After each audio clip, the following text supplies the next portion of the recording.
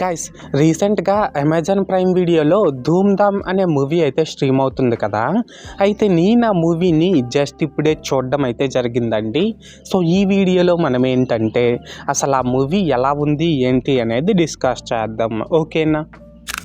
అయితే ఇక్కడ first of all ఈ మూవీలో స్పాయిలర్స్ లేకుండా బేసిక్గా స్టోరీ లైన్ ఏంటంటే గైస్, వాళ్ళ నాన్నతో చాలా క్లోజ్గా ఉన్న మన హీరో ఏమో వాళ్ళ నాన్న కోసం ఒక చిన్న పని చేయడం వల్ల తన లవ్ స్టోరీ అయితే ముందుకు వెళ్ళదన్నమాట.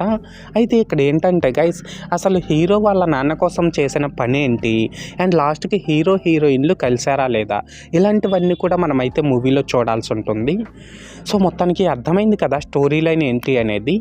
అయితే ఇప్పుడు ఈ మూవీ ఎలా ఉంది అనే విషయానికి వచ్చినట్లయితే గైస్, మూవీ అయితే పర్లేదండి, టైంపాస్ కోసం మాత్రం ఒకసారి అయితే చూసేయచ్చు.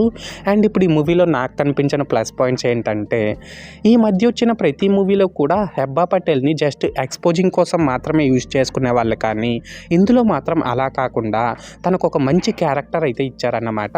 అండ్ తన క్యారెక్టర్కి తగ్గట్టు బాగానే పెర్ఫామ్ చేసింది. దీనికి తోడు ఇందులో మన వెన్నెల కిషోర్ గారి కామెడీ కూడా బాగా వర్కౌట్ అయిందండి.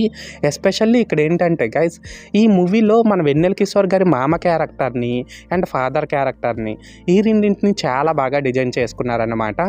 లాస్ట్గా ఏంటంటే ఇందులో సాంగ్స్ అండ్ బీజిఎం కూడా పర్లేదు, బాగానే ఉన్నాయి.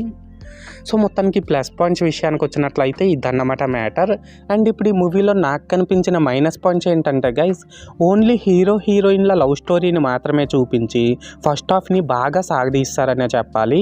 పోనీ ఆ లవ్ స్టోరీ అయినా ఇంట్రెస్టింగ్గా ఉందంటే అది కూడా లేదన్నమాట.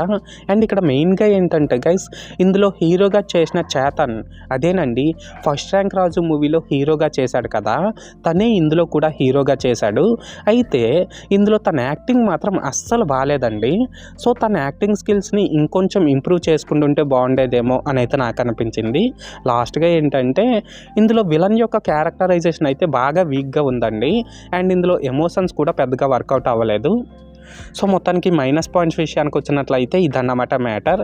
అయితే ఇక్కడ ఓవరాల్గా ఏంటంటే గైస్, ఈ ధూమ్ ధామ్ మూవీ బాగుందా బాగాలేదనేసి అంటే నేను ముందు చెప్పినట్లు పర్లేదండి, టైంపాస్ కోసం మాత్రం ఒకసారి అయితే చూసేయచ్చు. అండ్ నేను ఈ మూవీకి 5కి 2.25 రేటింగ్ ఇస్తున్నా. సో మీరు కూడా ఒకవేళ ముందే ఈ మూవీని చూసినట్లయితే మీరు దీనికి ఎంత రేటింగ్ ఇస్తారో అది కామెంట్ సెక్షన్లో చెప్పేయండి, ఓకేనా. This is Lokesh signing out. జై హింద్.